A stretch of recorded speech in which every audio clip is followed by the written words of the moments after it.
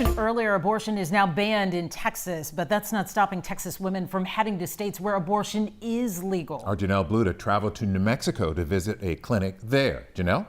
I spent the day at a medical clinic in Albuquerque where I met a family, 3 generations of Texas women who had come there for help. At their request, we are hiding their identity to protect their privacy. Here's what they had to say.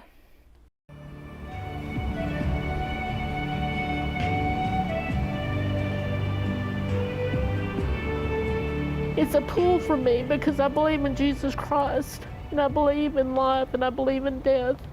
There's a thin line between what is feasible and what's not feasible.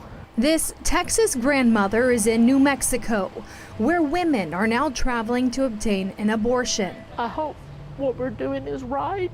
On the exam table, her granddaughter. I'm scared, but I know it's going to be worth it at the end of the day because I have a life ahead of me. I would have loved to take that grandbaby and raise his or her, but I can't.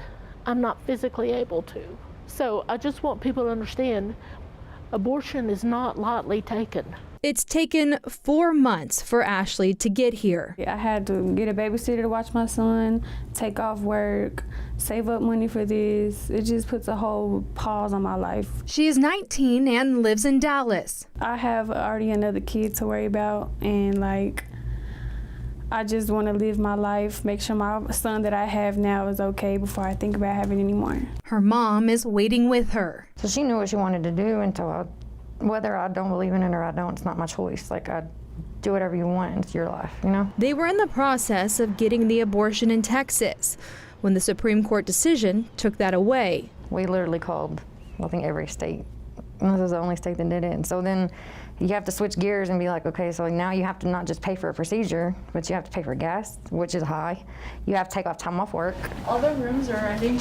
At the UNM Center for Reproductive Health, since Texas's Senate Bill 8 took effect last September, their abortion care has escalated. We saw an increase about 165% of patients. Dr. Lisa Hoffler says before SB 8, their wait times for appointments were 24 to 48 hours. Today, after the Supreme Court decision, they're scheduling 5 to 6 weeks out. Abortion is really time-sensitive care, right? Like every delay pushes someone farther into their pregnancy. Wrapped in a blanket across the hall, I feel nervous, but I just want to get over with. Kate is also waiting for her abortion.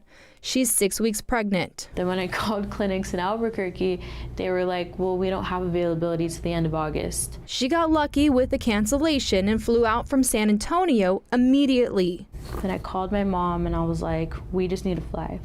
So then I had to buy plane tickets for her and for me, and then I had to book a hotel. Caring for women like Kate and Ashley is why Dr. Hoffler says they're expanding to accommodate the new demand for abortion, but hopes this new reality doesn't last. People shouldn't have to travel for this care, right? This is essential health care, and people should be able to get it at home. Both Ashley and Kate are heading back home as soon as possible. I don't want God to punish me at the end of the day, but I don't think he will because he knows that I'm just not right in life to take care of another kid right now. Saying having to cross state lines, it was unnecessary, it is ridiculous, and it's a lot. Didn't change their minds. Because I know it's hard for her, and it's hard for her mother, and it's hard for me. But New Mexico isn't the only state Texas women are going to. We pulled the numbers from Louisiana, Oklahoma, and Colorado. All show increases in Texas women traveling there last year for an abortion after Senate Bill 8 went into effect. In Oklahoma, abortions for Texas patients nearly quadrupled from 341 in 2020 to 1,327 in 2021. In Louisiana, they nearly doubled, and the same happened in Colorado. A lot of details in those numbers. Janelle Bluta, thank you.